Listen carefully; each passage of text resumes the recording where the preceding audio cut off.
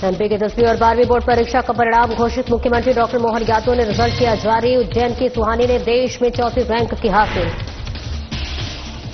सिंगरौली की प्रज्ञा जायसवाल ने रचा इतिहास। 10वीं में 500 में से 500 अंक प्राप्त कर बनाया रिकॉर्ड। परिवार समेत जिले का नाम किया रोशन। नरसिंहपुर के होनहार छात्रों ने कलेक्टर शीतल पटले से की मुलाकात। छात्रों 10वीं और में टॉप 10 सूची में आया स्थान। कलेक्टर ने छात्रों को दी शुभकामनाएं। भिंड जिले में पत्रकारों के साथ मारपीट और अभद्रता का विरोध। नरसिंहपुर में पत्रकारों ने सीएम के नाम सौंपा ज्ञापन। घटना को अंजाम देने वाले पर कार्रवाई की उठाई मांग। और मोहन बड़ोदिया में पाटीदार समाज का सामूहिक विवाह सम्मेलन आयोजित। मुख्य अतिथि रहे विधायक अरुण भीमावत। सम्मेलन में परिणय सूत्र में बंधे 50 जोड़े।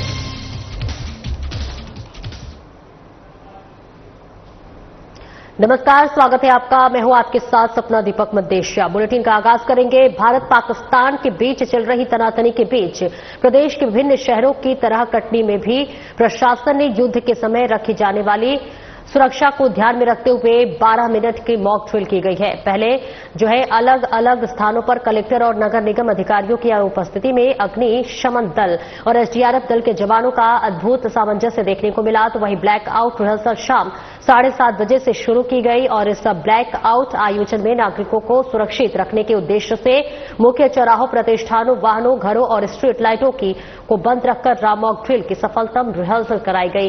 इस मौके पर आलाधिकारी तैनात रहे।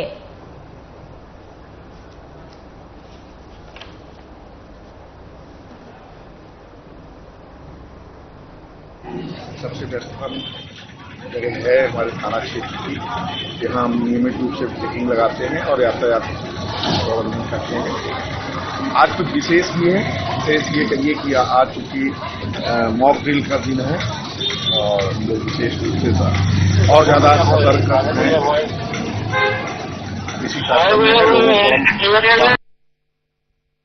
और इंदौर में शाम 4 बजे मॉक ड्रिल की गई। 6 स्थानों पर इसके लिए जो है चुना गया, जहां पर इसकी शुरुआत इंदौर के डिलका कॉलेज से हुई, जहां पर पहले धमाका किया गया। कॉलेजों में मुख्य हिस्से में आग लगाई गई। कुछ ही देर बाद एनसीसी कैडेट्स, फायर ब्रिगेड, अमला और पुलिस जवान पहुंचे। मॉक ड्रिल के मौके पर इंदौर का प्रशासनिक अमला अलर्ट रहा। Indore commissioner Deepak Singh, Indore police commissioner Santosh Singh, collector Ashish Singh, नगर निगम कमिश्नर शिवम वर्मा मौजूद रहे। मीडिया से चर्चा के दौरान उन्होंने बताया कि किस तरह से मॉक ड्रिल की गई और शाम 7:30 बजे होते ही आपको बता दें कि ब्लैक आउट को लेकर जनता से अपील भी की गई, जहां किस तरह से ब्लैक आउट के दौरान सहयोग करना है और इसके अलावा सुरक्षा के लिए हाथ से शहर में पुलिस का अमला भी चौराहे पर मौजूद रहेगा।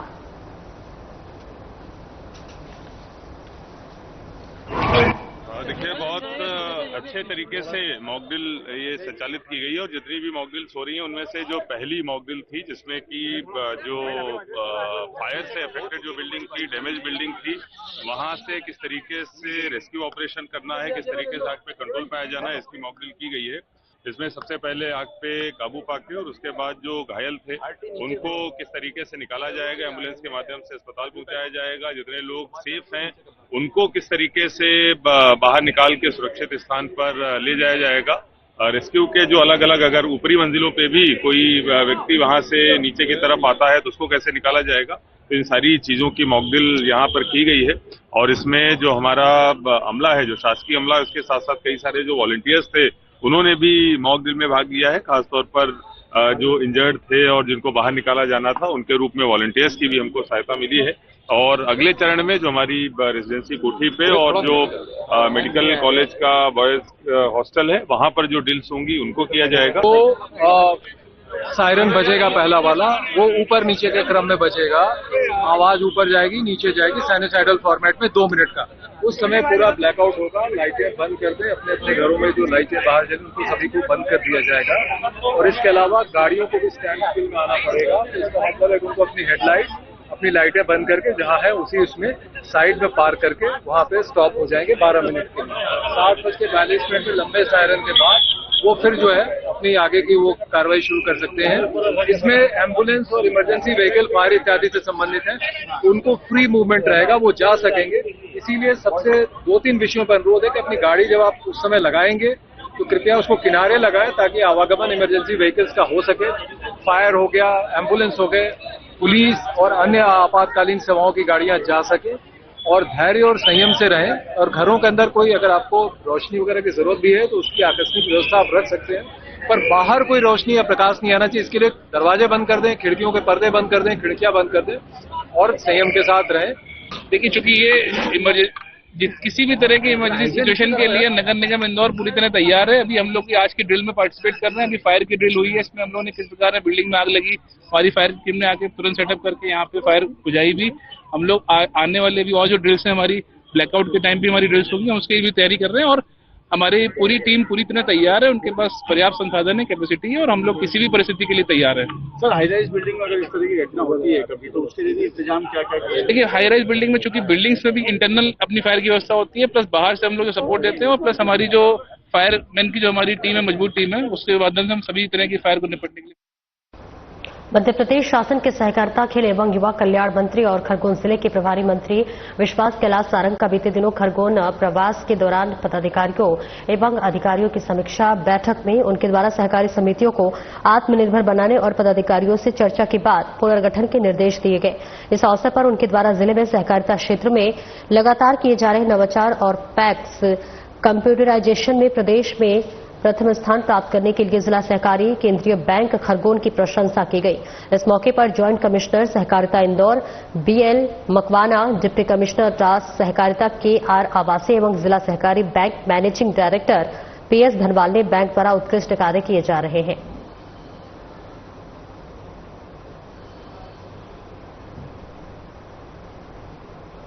बैरसिया में शाम 7:30 बजे ब्लैकआउट किया गया। इस दौरान लोगों ने अपने घर, दुकानों और वाहनों की लाइटें बंद रखी। कार्यक्रम के बाद नगरवासियों ने पाकिस्तान पर हुई एयर स्ट्राइक का जश्न मनाया और भारत माता की जयकारे लगाए। इस मौके पर बैरसिया के स्टेट चौराहे पर बैरसिया विधायक विष्णु खत्री, SDM आदित्य शर्मा, थाना प्रभारी अरुण शर्मा सहित नगर के कई गणमान्य लोग मौजूद रहे।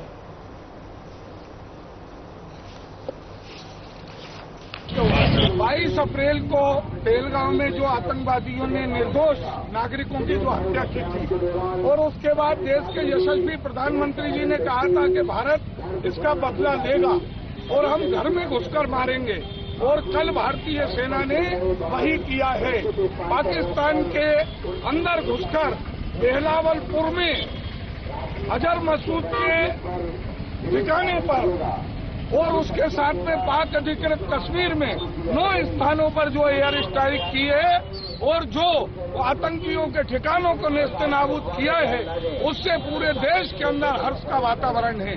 और आज यहाँ पर बैरसिया के अंदर 7:30 से 7:45 जो ब्लैकआउट का आह्वान जो किया है, प्रशासन ने किया है, शासन ने किया है, उसके अंतर्गत यहाँ पर हम सब लोग एकत्र हुए हैं।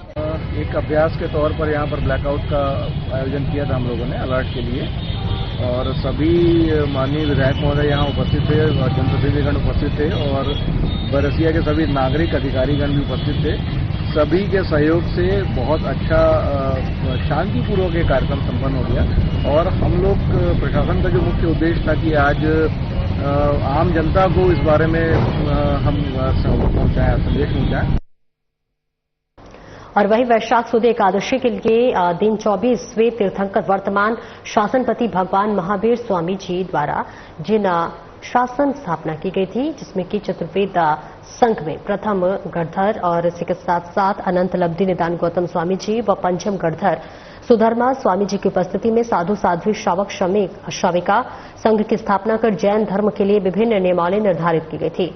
इसलिए ये दिन जैन समाज के लिए जो है बहुत महत्वपूर्ण दिन है। और ऐसे इसी क्रम में जैन समाज के समाजजनों के द्वारा देश भर में जैन मंदिरों, उपाश्रयों में जैन ध्वज फहराकर विभिन्न आयोजन कर जैन सकल श्री संघ की उपस्थिति में मनाया गया।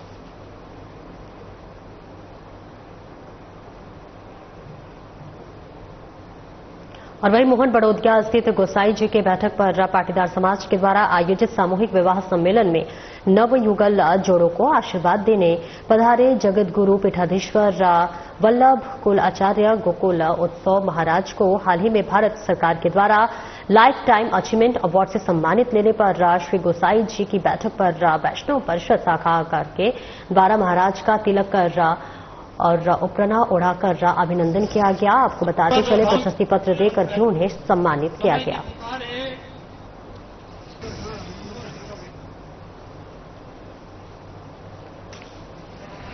हमने पूरे विश्व में भारतीय संस्कृति और सभ्यता का प्रचार किया, सोम यज्ञ किए और सोम यज्ञ बहरीन में भी किया, क्योंकि वैसे वो मुस्लिम देश है और वहाँ कोई भी हिंदू पूजा पाठ यज्ञ कर नहीं सकते, परंतु वहाँ से उनका हमें निमंत्रण आया कि you have to perform divine ritual of Som yagya of Hinduism. तो हमने उसे स्वीकार किया और बहरीन में जाके सोम यज्ञ किया, 2 बार अमेरिका में सोम यज्ञ किया, 2 बार लंदन में सोम यज्ञ किया। तो ये सबसे बड़ी बात है और हमें गर्व के साथ इस पर्व को हम मना रहे हैं कि हमने भारतीय सभ्यता संस्कृति का जो प्रचार किया है। और शाजापुर जिले के सरसलाई में एक युवक को ट्रक ने रौंद दिया, जिसे युवक की अस्पताल ले जाते वक्त ही मौत हो गई। मृतक अजय पिता अंबाराम निवासी खेड़ी खाल अपने ससुराल में साली की शादी समारोह में शामिल होने आया था, जहां ट्रक और बाइक की भिड़ंत में युवक की मौत हो गई तो वही शादी की खुशियां मातम में छा गई। परिजनों का रो रो कर बुरा हाल है। फिलहाल घटना की सूचना मिलते ही मौके पर पहुंची पुलिस मामले का जांच में जुट गई है।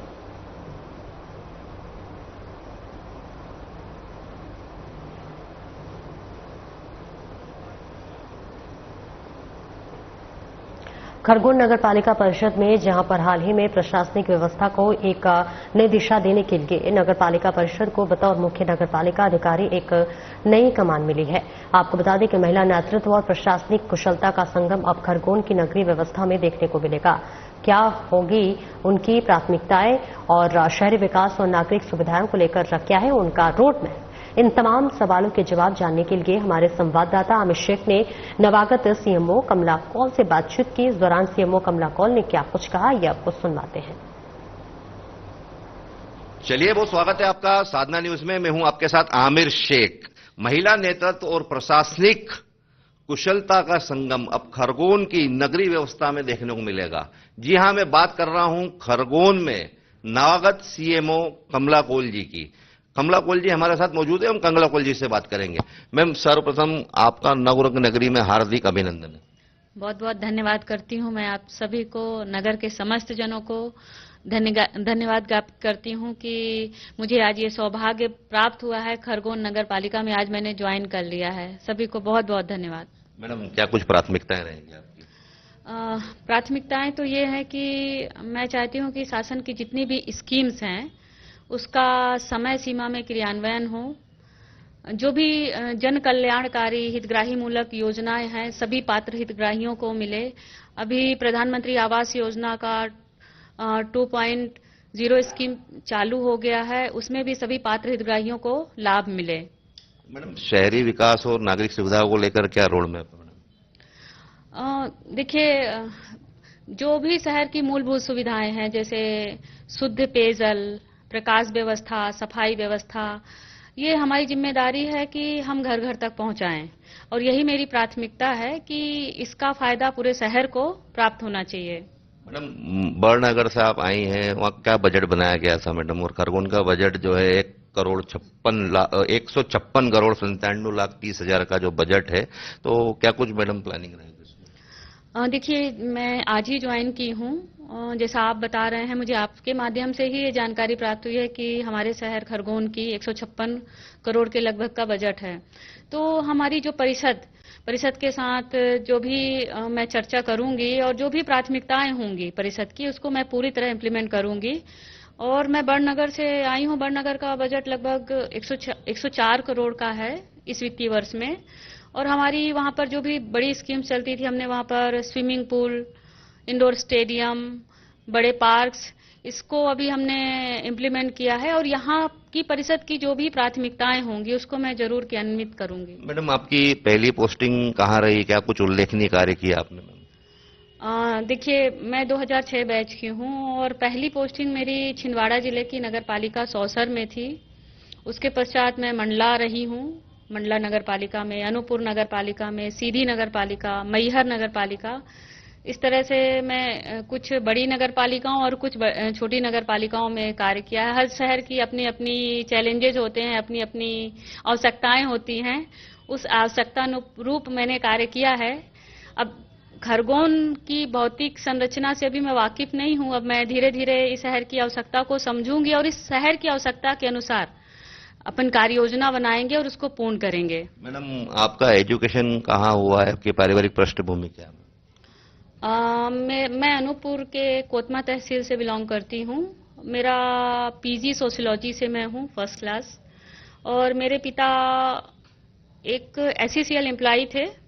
हम लोग 6 भाई बहन हैं, मैं जिनमें सबसे बड़ी हूँ। तो चूंकि मैं बड़ी हूँ तो बड़ी होने के नाते मेरी बहुत सारी जिम्मेदारियां थी और उसी तरह मुझे जिम्मेदारी वाला पद भी मिला है। तो मैं उस जिम्मेदारी का निर्वहन तब भी की थी और आज भी करूंगी। मैं इस पद पे रहते हुए करती आई हूं और खरगोन में भी मैं निश्चित रूप से अपनी जिम्मेदारी का निर्वहन करूंगी। मैडम, आप इसमें प्रथम दायित्व क्या मानते हैं? प्रथम दायित्व तो देखिए मूलभूत सुविधाएं हैं, हितग्राही मूलक योजनाएं हैं। हर व्यक्ति अगर कोई व्यक्ति पात्र है किसी भी योजना में तो उसको उस योजना का लाभ मिलना चाहिए, क्योंकि शासन के निर्धारित मापदंड है। बहुत बार कई पात्र हितग्राही छूट जाते हैं। तो मैं किसी से भी जनता की से अपील भी करती हूं कि अगर कोई किसी योजना में पात्र है और मुझ तक नहीं पहुंच पा रहा है, सीएमओ तक नहीं पहुंच पा रहा है, तो मेरी अपील है कि वो मुझ तक पहुंचे। मैं भरसक प्रयत्न करके उसको उस योजना का लाभ दिलाने का प्रयत्न करूंगी। मैडम, नागरिकों में हर्ष व्याप्त है कि नगर पालिका परिषद को एक बड़ी सफलता मिली है। 8 एकड़ जमीन जो है श्रीनाथ कॉलोनी में, मैम, वो आपको हैंडओवर हो रही है और उससे जो है आय में वृद्धि होगी। तो क्या कुछ उसमें प्लानिंग की जाएगी मैम? देखिए, इस विषय में मेरी इंजीनियर साहब से चर्चा हुई थी कि उसमें अभी परिषद में ये विषय जाना है। तो परिषद, अगर देखिए आय का विषय है तो निश्चित तौर पे मैं परिषद से चर्चा करूंगी और आय की बढ़ोतरी के लिए जो भी तो बिल्कुल उस पे अपन व्यवसायिक कॉम्प्लेक्स बनाएंगे। लेकिन अभी इस विषय में मेरी कोई चर्चा नहीं हो पाई है। जैसे ही चर्चा होगी तो मैं जरूर अवगत कराऊंगी इस पे अपन क्या कर रहे हैं। चलिए मैडम, बहुत शुक्रिया आपका। Thank you. तो आपको बता दूं, मैं नवागत सीएमओ कमला कौल मैम, जिन्होंने आज ज्वाइन किया है, और आपकी ज्वाइनिंग को लेकर नगर पालिका परिषद और यहाँ जो शहर की जनता है, इनमें हर्ष व्याप्त है। कैमरा पर्सन सुनील मौर्य के साथ में खरगोन से आमिर शेख, साधना न्यूज। मध्य प्रदेश माध्यमिक शिक्षा मंडल की ओर से कक्षा 10वीं और 12वीं पूर्ण परीक्षा का परिणाम घोषित कर दिए गए हैं। भोपाल में मुख्यमंत्री डॉक्टर मोहन यादव ने रिजल्ट जारी किया, जिससे कि उज्जैन के शास्त्री नगर में रहने वाली छात्रा सुहानी प्रजापति ने कक्षा 10वीं में परीक्षा में 99.4% अंक प्राप्त कर प्रदेश में चौथी रैंक हासिल कर अपने शहर और विद्यालय का नाम रोशन किया। वहीं माधोनगर राव उत्कृष्ट विद्यालय की छात्रा सुहानी प्रजापति ने इसका श्रेय विद्यालय के शिक्षकों और परिवार को देते हुए कहा कि वो भविष्य में आईआईटी इंजीनियर बनना चाहती हैं। थोड़ा डर तो लग रहा था, पर फिर जब रिजल्ट आया तो मेहनत तो शुरू स्टार्टिंग से करी 10th की। पूरे साल आपने किस तरह से पढ़ाई करी, मोबाइल से कितना दूर रहे और कब से इसमें मोबाइल कितना सार्थक रहा है? मोबाइल से बस समझने का, मतलब जो पढ़ने का काम था वही करा है, बाकी तो मोबाइल से सोशल मीडिया वगैरह सब बंद करके ही करा। पूरे 1 साल? हाँ, पूरे 1 साल स्टार्टिंग से। पढ़ाई को लेकर तो कितना समय देते हैं? पढ़ाई को 2-3 घंटे डेली। कितना सपोर्ट रहा टीचर्स का और पेरेंट्स का? ज्यादा सपोर्ट ही रहा है, पेरेंट्स का, टीचर्स का भी, और कोचिंग पे भी अच्छा सपोर्ट रहा है। क्या हॉबीज है आपकी? हॉबीज तो डांसिंग वगैरह में भी इंटरेस्ट है। 11वीं में क्या सब्जेक्ट लोगे और क्या लक्ष्य है आपका कि लाइफ में क्या बनना है? मैथ्स लेना, इंजीनियरिंग करना, आईआईटी, जेईई वगैरह देना। और मध्य प्रदेश माध्यमिक शिक्षा मंडल की कक्षा 10वीं और 12वीं के परीक्षा परिणामों की घोषणा हो गई है। इस वर्ष कक्षा 10वीं की परिणाम जो है वो 76.22% रहा और 12वीं का परिणाम 74.28% रहा है, जो कि पिछले 15 वर्षों में सबसे अच्छा प्रदर्शन बताया जा रहा है। वहीं सबसे खास बात यह रही कि सिंगरौली जिले की होनहार छात्रा प्रज्ञा जायसवाल ने 10वीं बोर्ड परीक्षा में इतिहास रच दिया। उन्होंने 500 में से 500 पूरे अंक प्राप्त कर जिले का नाम रोशन किया। ये परिणाम न केवल उनके परिश्रम का प्रमाण है, बल्कि शिक्षा के क्षेत्र में सिंगरौली की उभरती छवि को भी दर्शाता है। प्रज्ञा की इस उपलब्धि से उनके परिवार, विद्यालय और जिले में खुशी की लहर दौड़ गई है। शिक्षकों उनकी सफलता को अनुशासन, निरंतर अभ्यास और मजबूत आत्मविश्वास का नतीजा बताया है। प्रज्ञा। मैंने एमपी बोर्ड 2025 में प्रथम स्थान हासिल किया है। इसका श्रेय मैं सभी टीचर्स को, अपने school golden public high school, अपने पेरेंट्स को देना चाहूंगी। हमारे टीचर्स और पेरेंट्स ने बहुत ही मेहनत की है और हमको बहुत ही मोटिवेट भी किया है कि हमको कैसे पढ़ना है और क्या क्या करना है, इस सभी की जानकारी दी है। तो मैं उनको बहुत बहुत धन्यवाद करना चाहती हूँ। Thank you. आगे आप जो 500 अंक प्राप्त किए हैं, आगे आप क्या बनना चाहती हैं और इसका श्रेय किसको देंगी? सर, मैं सिविल सर्विस में जाना चाहती हूँ और हमारे पेरेंट्स ने हमको ये राह दिखाया है कि तुम ये कर सकती हो। हमको कभी फोर्स नहीं किया है कि तुमको यही करना है, बल्कि उन्होंने एक केवल राह दिखाई है कि अगर तुमको ये करना है तो तुम कर सकती हो। कितने घंटे पढ़ाई करती थी आप? सर, इसका कोई हम टारगेट लेके चलते थे। घंटे के हिसाब से हम पढ़ेंगे तो हमको उतना फोकस नहीं हो पाएगा, लेकिन अगर हम टारगेट के हिसाब से पढ़ना चाहेंगे कि ये टारगेट है, हमको आज कंप्लीट करना है, तो उसके हिसाब से फिर हम 5-6 टारगेट, जैसे 5-6 घंटे, उससे कभी कभी उससे ज्यादा और 7-8 घंटे कभी कभी हो जाते थे, तो उस हिसाब से हम पढ़ाई करते हैं। सबसे उसकी कड़ी मेहनत को देंगे और उसके मम्मी जो है तो उसको माने 1-1 मिनट का जो है ध्यान रखती थी और कब पढ़ना है। यहाँ तक कि स्कूल जाती थी तो वो गाड़ी में बैठा के खाना खिलाती थी, तो खाना खा रही तब भी उसकी बाल चोटी हो करती थी। इतना मेहनत की बच्ची 2 बजे तक, 2:30 बजे 3 बजे रात तक पढ़ती थी। हम लोग मना करते थे कि अब इतना मत पढ़ो, कहीं समस्या न हो जाए, लेकिन फिर भी वो नहीं मानती थी और स्वयं पढ़ती थी। उसके किसी को कहना नहीं पड़ता था कि तुम पढ़ो, तो स्वयं पढ़ती थी और वो पूरा श्रेय उसी को है। सर, आगे सिविल सर्विस में जाना चाहती है। उसके लिए इतने मेहनत किए हैं कि हम अपने जीवन से ज्यादा उसको